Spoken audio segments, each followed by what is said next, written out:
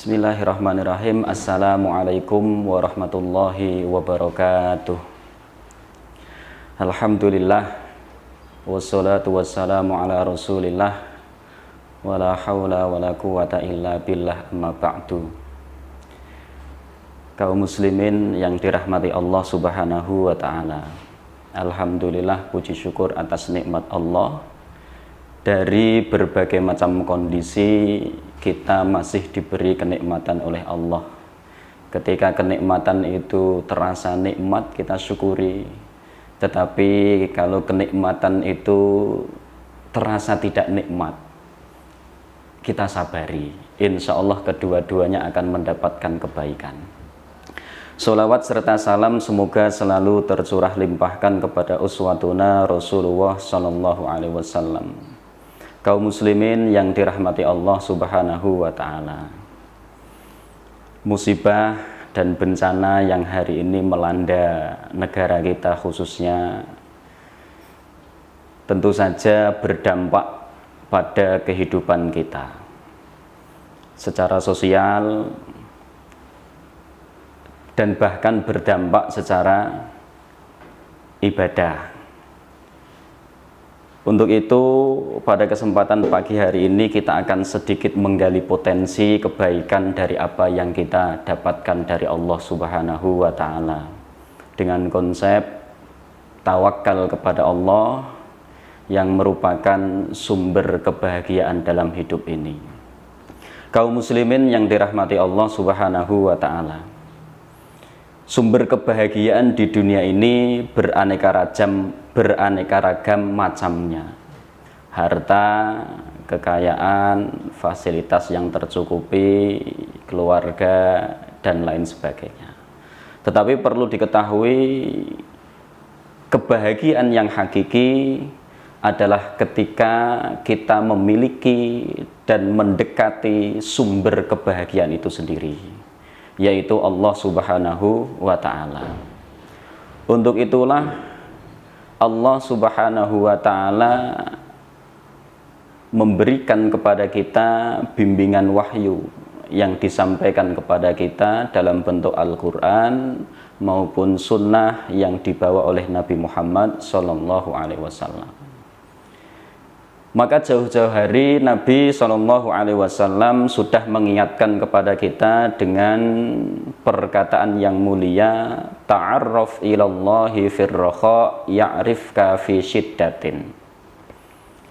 Kenalilah Allah ketika engkau dalam kondisi lapang, dalam kondisi sehat, dalam kondisi berkecukupan, dan dalam kondisi senang. Ya'rifka fi syiddatin, maka niscaya Allah akan mengenalimu ketika engkau dalam kondisi sulit, ketika engkau dalam kondisi susah.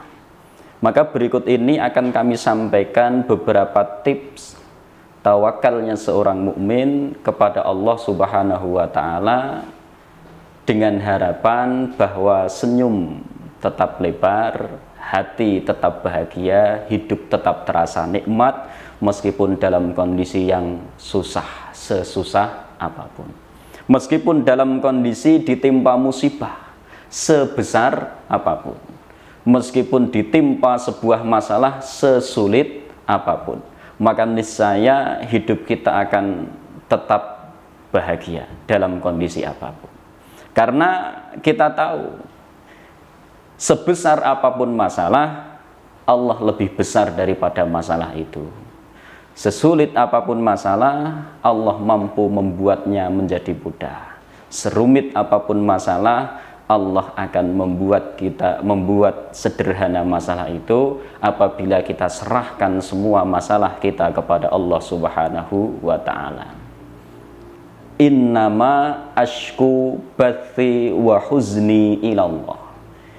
Hanya kepada Allah lah saya menyerahkan dan melaporkan segala perasaan susahku dan perasaan sedihku. Kaum muslimin yang dirahmati Allah Subhanahu wa ta'ala, sebelum kami sampaikan, tentu saja akan kami uraikan dahulu kenapa kita harus menyerahkan masalah kita kepada Allah Subhanahu wa ta'ala. Karena Allah Subhanahu wa ta'ala yang memberikan masalah kepada kita. Tentu saja Allah yang tahu solusi terhadap masalah kita, yang pertama. Kemudian yang kedua, orang yang menyerahkan masalahnya kepada Allah seakan-akan dia melepaskan tanggung jawabnya, lepas tangan dari tanggung jawab yang seharusnya ia laksanakan. Sebagaimana seorang anak yang mendapatkan berbagai macam tagihan dari tempat dia sekolah, tagihan SPP, iuran buku dan lain sebagainya. Dia tidak susah, sebesar apapun tagihan yang dia dapatkan. Kenapa? Karena dia lepaskan tanggung jawab membayar itu kepada orang tuanya. Biar orang tuanya yang memikirkan, kita tidak usah memikirkan. Konsep sederhana. Kaum muslimin yang dirahmati Allah Subhanahu wa ta'ala, maka bertawakal kepada Allah dengan menyerahkan segala macam masalah adalah sumber kebahagiaan yang hakiki, di mana di sana kita mendapatkan solusi dari setiap masalah kita tanpa menimbulkan masalah yang baru. Maka untuk itu, bagaimana cara yang tepat yang dapat kita gunakan untuk tawakal kepada Allah Subhanahu wa ta'ala? Wabil khusus berikut ini akan kami sampaikan beberapa amalan yang sekiranya tepat kita laksanakan dalam kondisi dan situasi seperti ini. Yang pertama, kaum muslimin yang dirahmati Allah, mari kita istiqomah memperbanyak ibadah. Itu yang pertama yang harus kita lakukan. Meskipun kebijakan dari pemerintah social distancing yang membuat kita terbatas dari masjid-masjid mulai banyak yang ditutup, paling tidak dibatasi.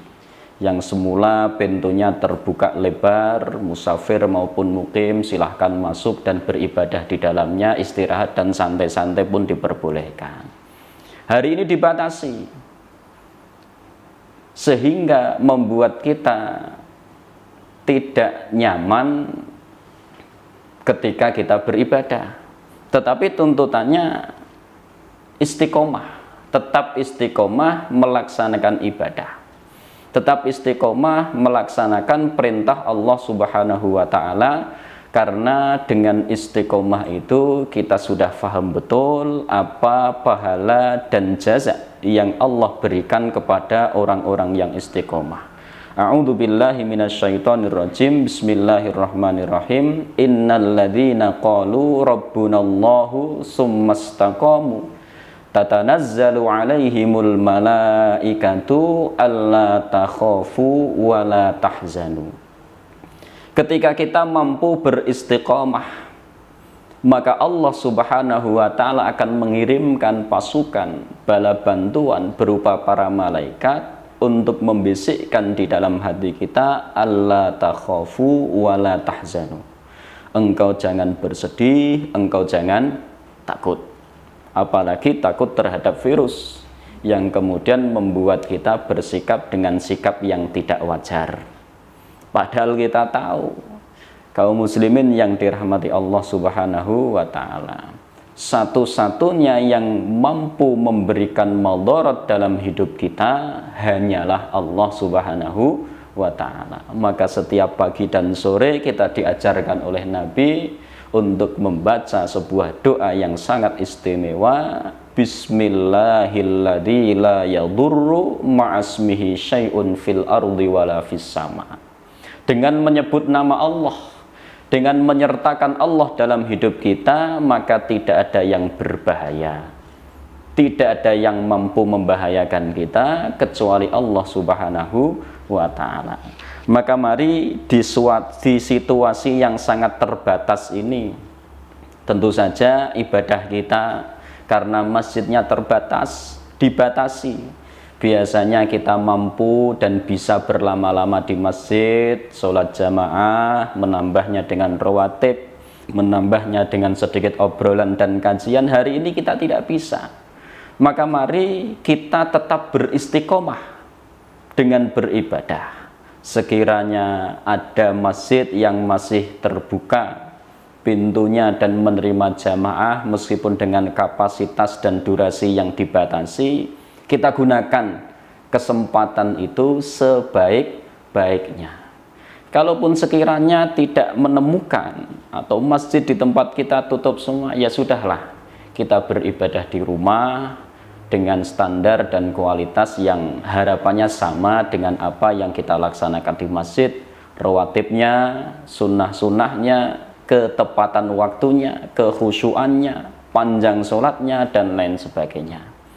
Karena harapannya kita menjadi seorang yang istiqomah. Ketika kita menjadi orang yang istiqomah, fa insya Allah malaikat akan turun dalam hidup kita, membisikkan dalam hati kita, la takhafu wa la tahzanu, kamu jangan susah, kamu jangan bersedih. Kaum muslimin yang dirahmati Allah Subhanahu wa ta'ala, setelah beristiqomah di dalam ibadah, tentu saja disertai dengan penataan iman. Istiqomah dan iman, iman dan istiqomah. Karena di dalam ayat ini Allah terangkan, alladzina qalu rabbunallah, orang-orang yang sudah berikrar bahwa Rabb kami adalah Allah. Ini berkaitan dengan keimanan. Ini berkaitan dengan keyakinan. Wabil khusus wabah yang melanda negara kita hari ini, kaum muslimin yang dirahmati Allah, berdampak lebar. Dunia pendidikan terkena dampaknya, dunia ekonomi lebih dahsyat lagi, dan lain sebagainya. Tentu saja hal ini membuat kita berspekulasi. Dan yang kita khawatirkan ketika kita tidak istiqomah di dalam beribadah dan kita tidak menata iman, spekulasi kita akan menjadi spekulasi yang buruk. Pada akhirnya seakan-akan kita menjadi seorang manusia yang lupa bahwa kita masih punya Allah. Mungkin wacana lockdown kita takut. Kenapa? Karena kita khawatir rezeki kita dari mana, makan kita dari mana. Karena kita di stop dari berbagai macam aktivitas dan pekerjaan. Apalagi pelaku usaha ekonomi menengah yang hari ini dibatasi dengan jam malam, misalnya pedagang-pedagang angkringan, kaki lima, dan lain sebagainya. Rasa khawatir muncul, dari mana rezeki saya? Kalau kita tidak punya iman, kita akan bertanya dan setan akan membisikkan kepada kita, syaitanu ya'idukumul faqra. Maka ketika kita menata iman, kita tahu rezeki kita dari mana? Dari Allah Subhanahu wa ta'ala. Maka tidak akan ada yang pernah melok rezeki kita, hanya Allah Subhanahu wa ta'ala. Maka kaum muslimin yang dirahmati Allah Subhanahu wa ta'ala, bertawakal kepada Allah dengan menata keimanan dan istiqomah ini sangat penting. Ta'arruf ilallahi fir rakha ya'rifka fi syiddah. Ketika kita di masa yang lapang kita sangat kenal Allah, maka niscaya Allah di saat yang sempit ini tentu mengetahui apa yang kita butuhkan, dan Allah lebih mengenal kita. Wa a'lamu minallahi ma la ta'lamun, dan Allah lebih tahu apa yang tidak kita ketahui. Kaum muslimin yang dirahmati Allah Subhanahu wa ta'ala. Kemudian yang kedua, setelah kita menata keimanan dan kita menata istiqomah kita, maka yang kedua yang harus kita laksanakan adalah memperbanyak doa dan berzikir. Ini yang penting. Jadi memperbanyak doa dan berzikir. Kaum muslimin yang dirahmati Allah Subhanahu wa ta'ala, memperbanyak doa dan berzikir. A'udzu billahi minasyaitonir rajim. Bismillahirrahmanirrahim. Wadhkurullaha katsira la'allakum tuflihun. Ayat ini Allah Subhanahu wa ta'ala sampaikan kepada kita dengan harapan hidup kita supaya beruntung. Siapa tahu kita terbebas dari wabah penyakit yang hari ini melanda masyarakat kita dengan berzikir. Tentu saja dibarengi dengan ikhtiar-ikhtiar yang lain. Kebersihan sudah kita jaga, kemudian alat pelindung diri sudah kita siapkan. Tetapi jangan lupa berzikir, benteng daripada segala macam masalah. Wadhkurullaha katsira la'allakum tuflihun. Dan berzikirlah kepada Allah Subhanahu wa taala katsira, dalam jumlah yang banyak. La'allakum tuflihun, harapannya hidup kita beruntung. Zikir-zikir yang seperti apa yang harus kita lakukan? Misalnya satu contoh adalah istighfar. Syukur-syukur kita sudah melazimi istighfar itu dari zaman dahulu kala. Sudah istiqomah beristighfar, astagfirullah, astagfirullah, astagfirullah. Sebuah kalimat yang sangat mudah dan murah, ringan, tidak terlalu berat, tapi nilainya luar biasa. Kaum muslimin yang dirahmati Allah, istighfar, Allah Subhanahu wa taala memberitahukan kepada kita lewat lisannya di dalam Al-Qur'an, wa qul tastaghfiru rabbakum innahu kana ghaffara yursilis sama 'alaikum midrara, dan seterusnya.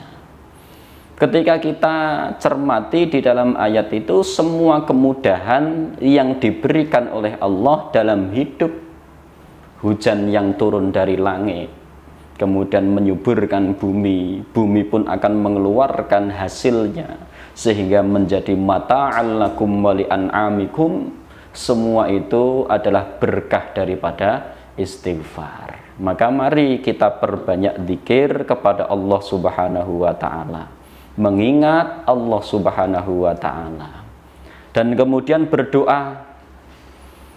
Doa yang macam apa? Doa apapun yang kita ucapkan, karena Allah Subhanahu wa taala suka hambanya yang berdoa, hamba yang senantiasa mengharap kebaikan dari Allah Subhanahu wa taala dengan doa. Beberapa kaum muslimin menggunakan kunut nazilah di dalam sholatnya, berdoa kepada Allah supaya disingkirkan dari berbagai macam wabah dan penyakit. Beberapa yang lain kaum muslimin yang dirahmati Allah berdoa masing-masing di malam hari, apapun yang kita doakan. Kaum muslimin yang dirahmati Allah Subhanahu wa taala, itu yang kedua. Kemudian yang ketiga tetap mempelajari ilmu. Ini yang penting. Kenapa harus penting ilmu itu? Ya penting. Kenapa? Karena ilmu itu penting. Sepenting apa ilmu itu? Ya sepenting ketika kita ingin hidup mudah, maka menggunakan ilmu. Man arada dunya fa'alaihi bi ilmi. Wabil khusus dalam hal ini yang perlu kita tata adalah konsep ilmu kita tentang tauhid, khususnya adalah uluhiyah Allah Subhanahu wa ta'ala. Kaum muslimin yang dirahmati Allah, Syekh Shalih Fauzan menyampaikan di dalam salah satu poin kenapa memahami uluhiyah Allah itu penting. Karena sebagaimana kami sampaikan tadi, bahwa memahami uluhiyah Allah adalah sumber kebahagiaan yang hakiki, solusi dari berbagai macam masalah tanpa menimbulkan masalah yang baru. Itu Allah.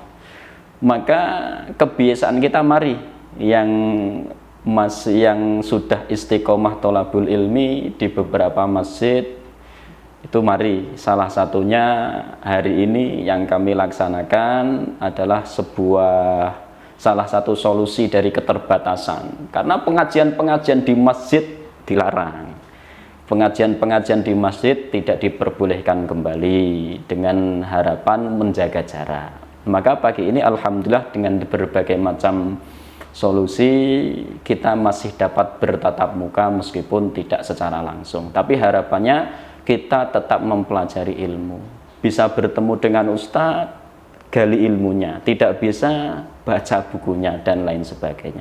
Fa insyaallah ilmu ini akan menata hidup kita, wabil khusus ilmu tentang tawakal. Maka kaum muslimin yang dirahmati Allah, ilmu tentang tawakal, ilmu tentang keagamaan ini penting. Kenapa penting? Karena wacana di negara kita seakan-akan kita tidak punya Allah. Umat Islam di Indonesia tidak sama dengan orang-orang Italia, apalagi dengan orang-orang Cina. Kita punya Allah, mereka punya Allah atau tidak? Kaum muslimin yang dirahmati Allah, kita punya Allah, kita punya alladzi la yadurru ma'asmihi syai'un fil ardi wala fis sama. Karena kita seorang muslim, berbeda dengan mereka yang tidak berpemahaman dan tidak mengakui agama Islam sebagai kebenaran. Maka kita perlu takut, tapi kita lebih perlu takut lagi kepada Allah Subhanahu wa ta'ala. Apalagi kaum muslimin yang dirahmati Allah, di awal musibah yang melanda negara kita dulu, kita sering sampaikan di pengajian-pengajian kita, salah satu pesan yang masih saya ingat sekali, tentu jamaah juga ingat, adalah menjaga kebersihan diri dengan wudhu. Rasulullah SAW mengajarkan kepada kita tentang toharoh. Toharoh itu kesucian, menjaga kebersihan diri. Salah satu yang istimewa di dalam wudhu adalah cuci tangan, yang hari ini digunakan senjata utama oleh orang-orang untuk membersihkan dirinya. Di berbagai macam tempat disediakan cuci tangan, mau masuk ke ATM saja suruh cuci tangan dulu, dan lain sebagainya. Padahal kita kaum muslimin itu diajarkan oleh Allah Subhanahu wa ta'ala melalui Rasulullah untuk mencuci tangan. Kan begitu. Maka harapannya dengan ilmu ini kita paham.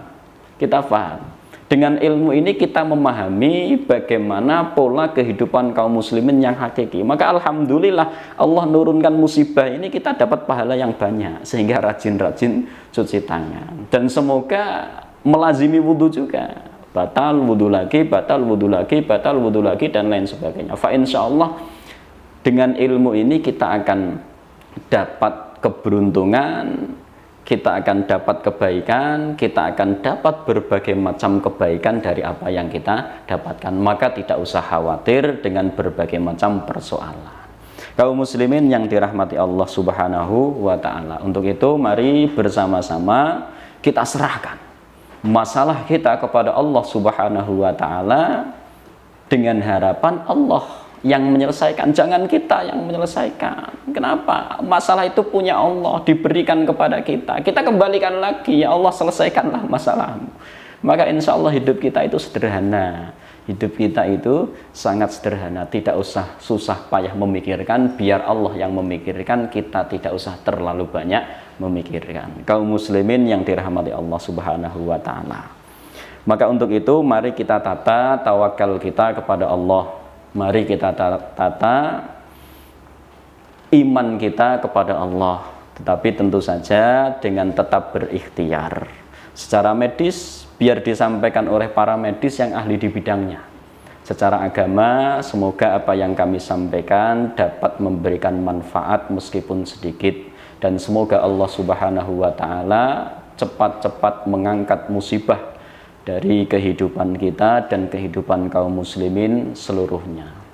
Kaum muslimin yang dirahmati Allah Subhanahu wa ta'ala, demikian kiranya pertemuan kita pada kesempatan pagi hari ini. Kurang lebihnya kami mohon maaf. Wabillahi taufiq wal hidayah. Wassalamualaikum warahmatullahi wabarakatuh.